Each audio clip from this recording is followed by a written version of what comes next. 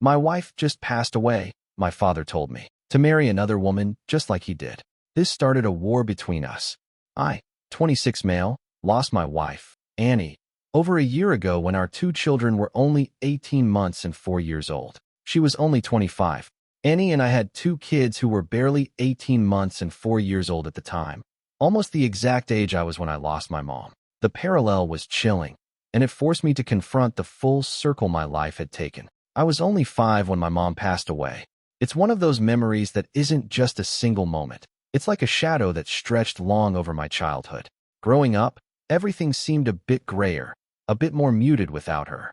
The house was quieter, and Dad was always busy trying to fill the void her absence left in every corner of our life. He did his best, but you could tell he was just as lost in grief as I was, even though he tried to hide it behind long hours at work and forced smiles at dinner. I remember feeling perpetually confused too. Why my mom? Why our family? Friends would talk about their moms, their plans for Mother's Day, and it felt like living in a world where everyone else had something precious that I had lost. Birthdays and holidays were the hardest. Dad tried. He really did. But there's a particular kind of emptiness that comes from missing a person who was supposed to be there for those moments.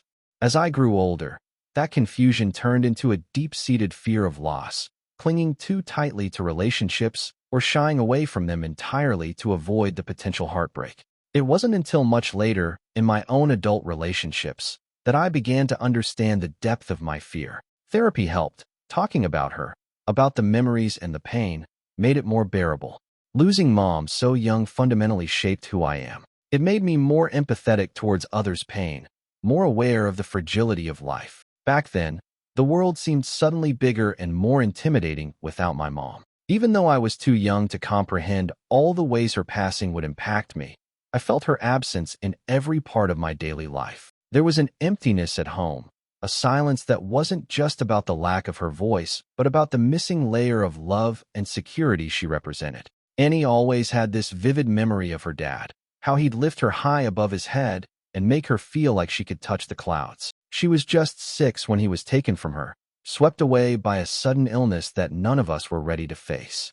That loss carved a deep, aching void in her life, one that shaped her in ways she only sometimes talked about. She grew up determined to be the pillar her dad couldn't be for her, to build a fortress of love for our kids that nothing could penetrate, not even death. But life, as it often does, had other plans.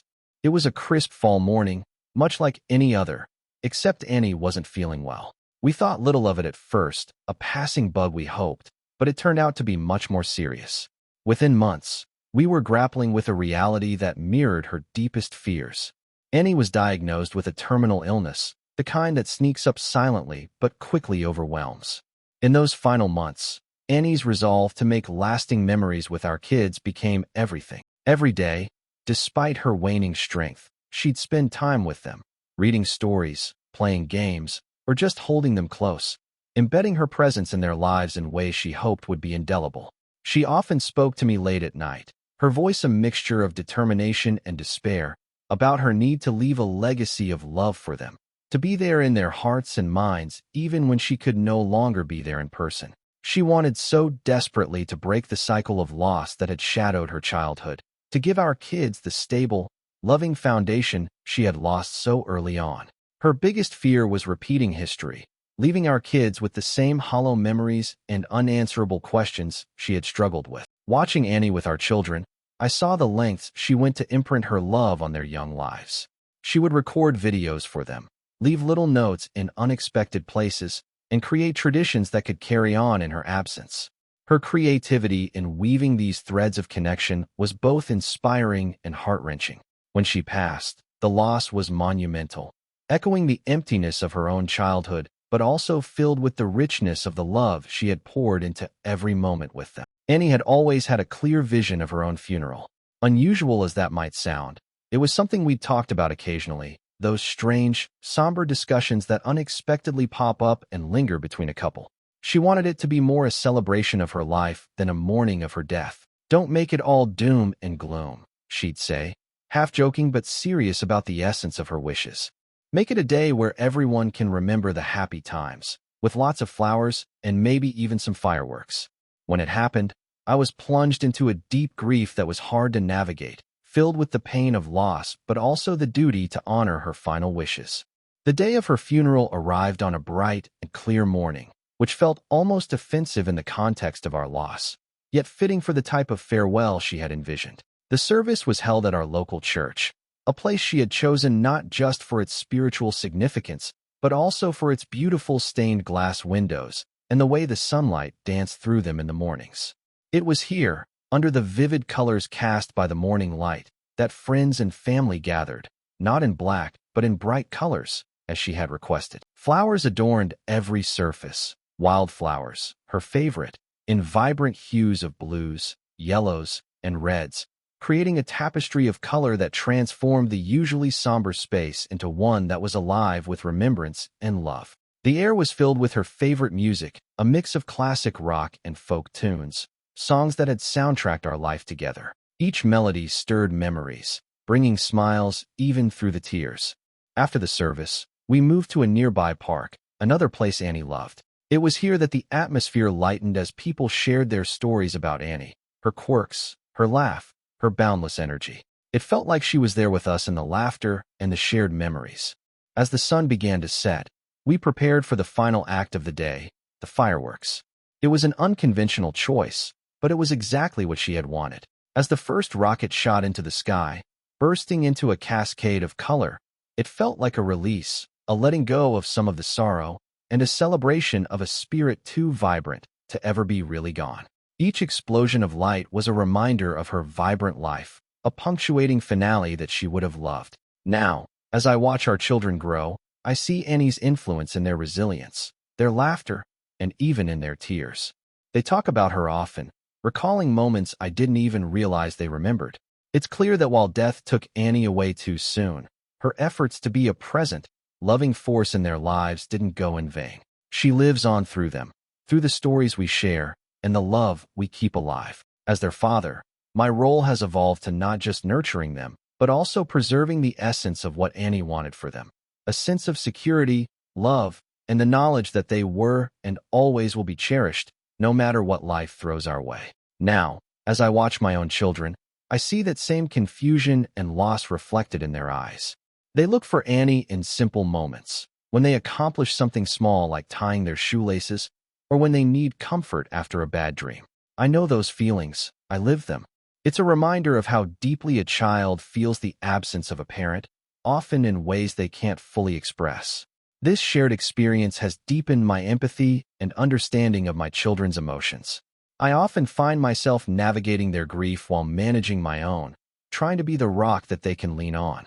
It's not just about providing for them materially, but ensuring they feel safe and loved, that they have space to miss their mom without feeling like they need to hide their grief. Their journey through loss has also reshaped my approach to parenting. I'm more patient, more attuned to the unspoken parts of their sadness, and more proactive in addressing our emotional health as a family. We talk about Annie often, keeping her memory alive not as a shadow that hangs over us, but as a light that continues to guide us. I strive to be present in a way I felt my dad struggled to be after my mom died. Seeing my children cope with their loss, I understand the long road ahead of them. I know the challenges they'll face as they grow up without their mom, but I also see their resilience, and it gives me hope. It reminds me that while the pain of loss never fully disappears, it can be woven into the fabric of our lives, making us stronger and more connected to each other.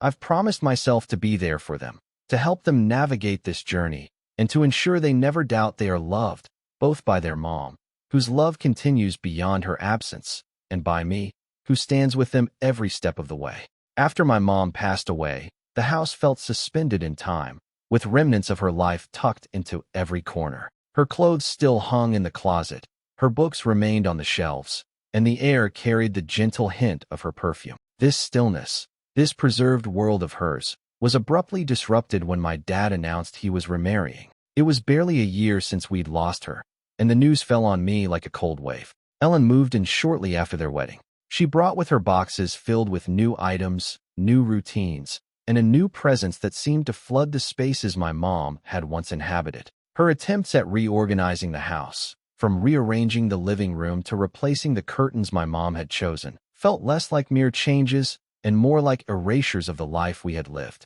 Ellen was kind, or at least she tried to be. She would cook meals she thought I would enjoy and make small talk, attempting to bridge the gap between us. However, her efforts felt forced. Each kind gesture, no matter how well-intended, felt like an intrusion, as if she was trying to stitch herself into the fabric of a family portrait where she didn't quite belong. I resisted, not out of spite for her as a person, but out of a deep-seated loyalty to my mom's memory and a child's grief that clung stubbornly to the past. The situation at home grew tense. My reactions to Ellen's changes ranged from silent withdrawal to outright defiance. I would put things back where Mom had left them, insist on using the same old dishes instead of the new ones Ellen brought, and avoid spending time in the newly redecorated spaces. I missed the familiarity of my old life, the comfort of knowing every corner held a piece of my mom. My dad, caught between his attempt to move forward and his child's resistance, often became frustrated. Arguments became more frequent. He would accuse me of being unreasonable, of not giving Ellen a fair chance. I saw it differently. I felt he was erasing Mom's legacy, pushing me to forget rather than remember. One particularly heated evening, my dad snapped after finding me rearranging the living room to its original state. "We can't live in a museum," he yelled. "We have to move on. You have to move on." But how could I move on? Mom's shadow was in every laughter that had echoed through these rooms, in every step I took around the furniture she had carefully chosen, in every scent that lingered. The house felt increasingly like a battleground where every alteration to its old state felt like a loss, a reminder of how swiftly and ruthlessly life could change. Ellen, caught in the middle, gradually stopped trying so hard to win me over, retreating instead into whatever peace she could find with my dad. During those initial months after Ellen moved in, the atmosphere in our home became increasingly strained. I was still grappling with the loss of my mom, often finding solace in old photos and mementos that kept her memory alive. My vulnerability and frequent bouts of tears were a stark reminder of the raw pain that lingered in our home. It was during this time that Dad's demeanor towards me shifted drastically. The few times I showed vulnerability or cried for Mom, he reacted not with comfort, but with frustration. He would yell, telling me to grow up and stop crying. It was clear he was grappling with his own pain, but his approach left me feeling abandoned in my grief. One night, after finding me crying in my room with a picture of Mom, "Enough," he barked, his voice echoing against the walls. "You need to grow up and stop crying all the time. Life has to move on." His words, meant to push me towards resilience, felt more like a dismissal of my grief. I looked up at him, my heart sinking. "I miss her, Dad." I managed to choke out, the words barely a whisper. "Why can't you just let me miss her?" His next words were like a cold slap. "I'm happier now, and you should be too. I love Ellen more than I ever loved your mom." He declared it with a harsh certainty that seemed to seal the growing gap between us. The room fell silent, save for the quiet sobs that I couldn't hold back. Those words, harsh and raw, sliced through the fragile thread of understanding that had tethered us.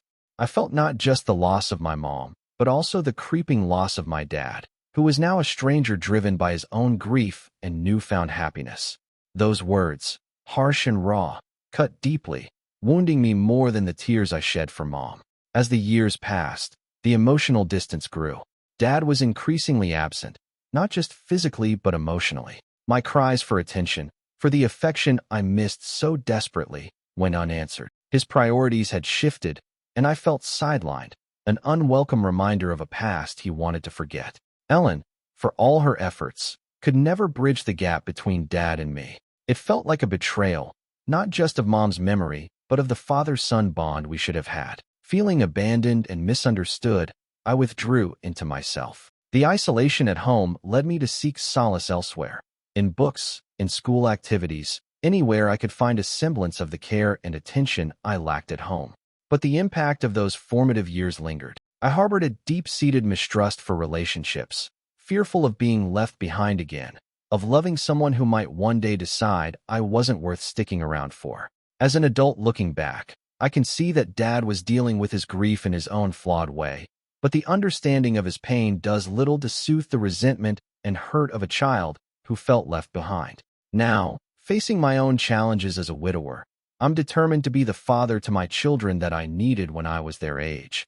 One who is present, supportive, and unconditionally loving, no matter what life throws our way. But after Annie died, my dad reached out. He told me he hoped I understood him better and cut him some slack for everything. I didn't respond to him at the time because I was in the most immediate sense of grief. Still today, it's still raw, but I'm in therapy to try and find peace in my life. He reached out to me a few more times, and he apologized for his initial message.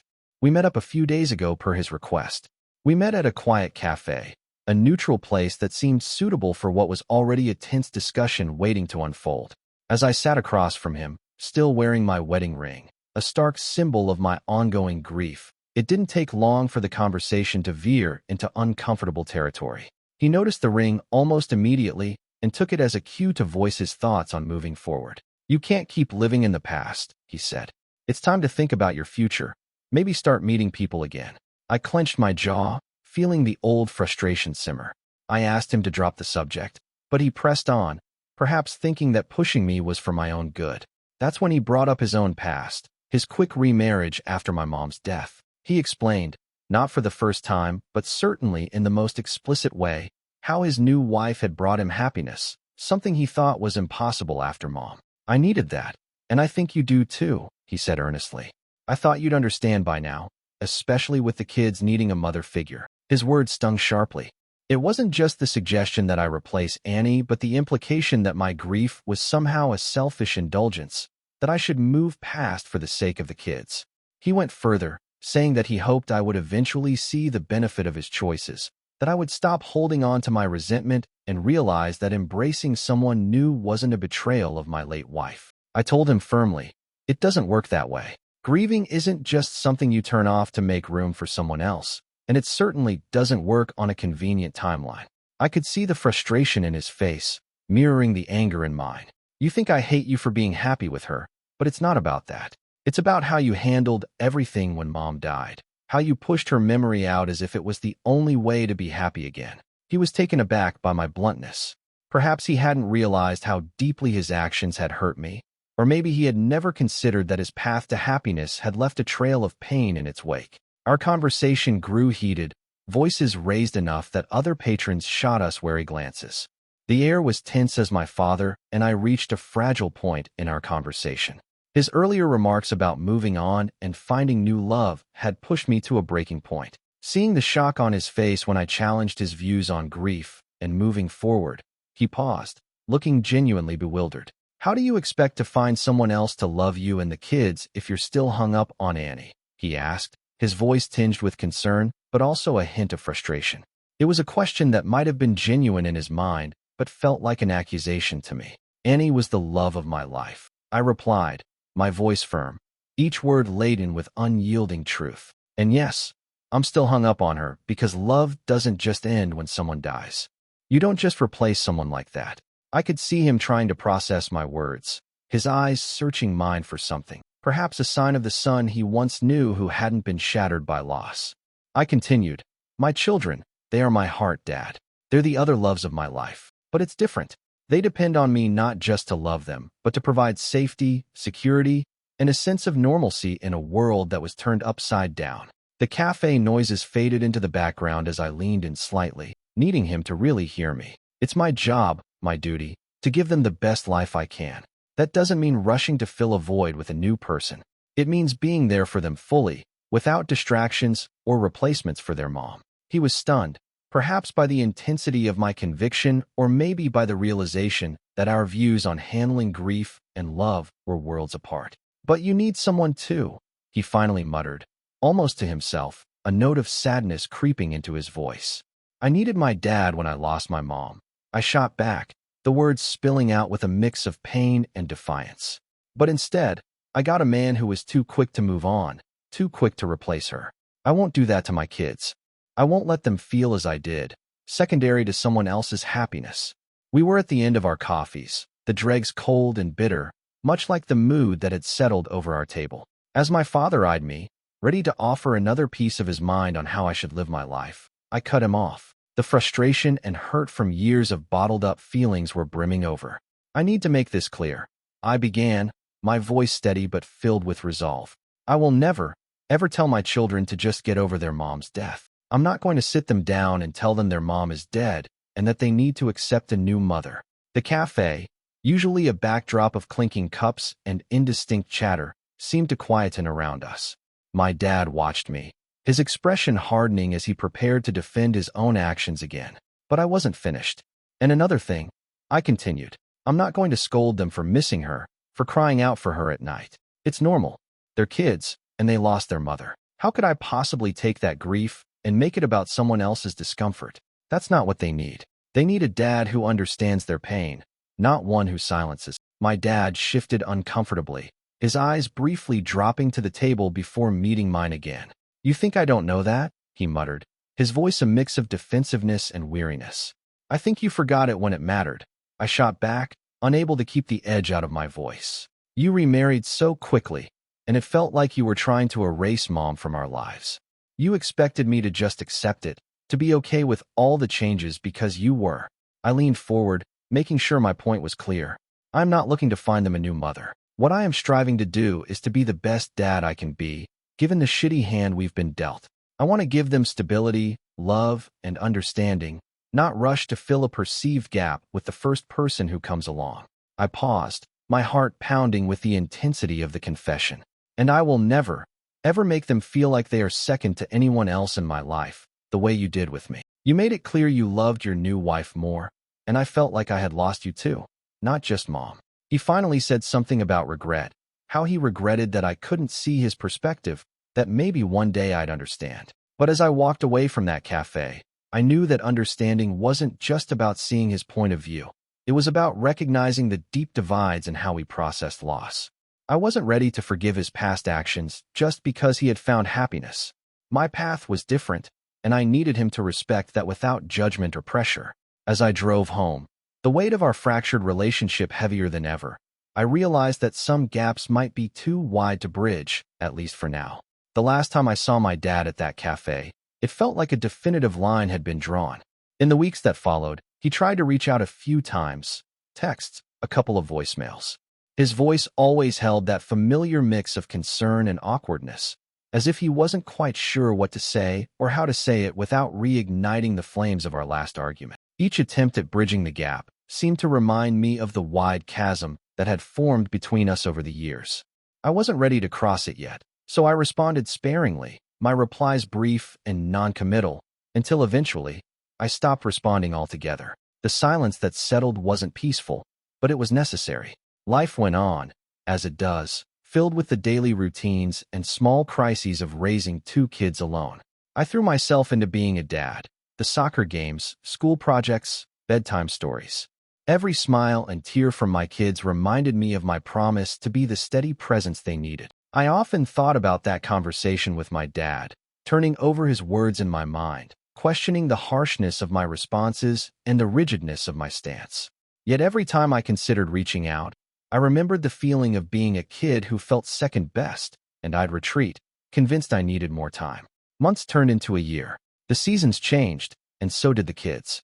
They grew taller, their faces losing the last traces of toddlerhood. My dad's attempts to connect became a memory, almost as distant as the happier times before Mom's death. In the quiet moments late at night, when the house was still and my mind refused to rest, I pondered the cost of my steadfastness. Was holding on to my hurt worth the growing silence between us? It was a chilly evening, the kind that hinted at the approach of winter, as I climbed up to the attic to sort through some old boxes that had been gathering dust. The attic, with its musty smell and beams of moonlight sneaking through the small window, always felt like a capsule of the past, untouched and full of secrets waiting to be rediscovered. As I sifted through the boxes, my hands found an old photo album, its cover worn and slightly faded. Curiosity piqued. I sat down on an old, creaky chair, the album resting heavily in my lap. Flipping it open, I was greeted by vibrant pictures of my mom and dad. They were younger then, full of life and laughter, captured in moments of sheer joy. Picnics in the park, beach vacations, and quiet afternoons at home. Each photo was a portal to a time before grief had reshaped our lives, to a family that once was. My finger traced the outlines of those happier days, lingering on the images of my dad with his wide, carefree smile. It struck me then how much I missed him. Not just the physical presence, but the essence of who he had been before tragedy had turned him into someone I could barely recognize. let alone understand. Seeing him so happy and unburdened in these photos made the contrast with his later years even more poignant. A wave of nostalgia washed over me, softening the hard edges of the resentment I'd held on to for so long. It wasn't just my mom I missed, but my dad as he was back then. It dawned on me how much the sorrow had changed him, how it had stolen that joyful person from the photographs and left someone else in his place, someone consumed by his own grief, making choices I couldn't comprehend. Sitting there in the attic, surrounded by relics of my childhood, I felt the weight of years of misunderstanding and misconnections heavy on my chest. The memories of laughter and love, so vivid in those photographs, seemed at odds with the strained, awkward encounters that had defined our recent years. The realization was a quiet but profound turning point. Maybe there was room for reconciliation, a chance to rediscover the man from those pictures, to understand the journey he had taken from there to here. Perhaps it was time to bridge the gap that grief had widened, to approach him not just as the man who had made decisions I struggled to forgive, but as my dad, who had once been the entire world to a much younger version of me. Resolute, I closed the album, a plan forming in my mind. I would reach out to him, try to initiate a conversation not just about what went wrong, but about what had once been right. It felt like a daunting task, filled with potential for pain, but also for healing. As I descended from the attic, leaving the quiet sanctuary of the past behind, I was ready to face whatever came next, armed with newfound understanding and a hopeful heart. It made me think about how the kids would remember these years. Would they see a dad who stood his ground, or one who let old wounds dictate the future? The thought unsettled me enough to consider that perhaps it was time to try a different approach, not for my sake, but for the kids who deserve to know all facets of their family, even the complicated ones. The next morning, I drafted a message to my dad, simple yet more open than anything I'd sent in a long time. "Let's talk," it read. "When you're ready."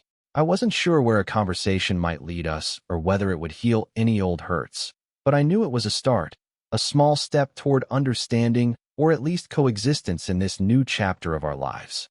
As I hit send, the silence I had grown accustomed to seemed a little less daunting, tinted with the possibility of something new.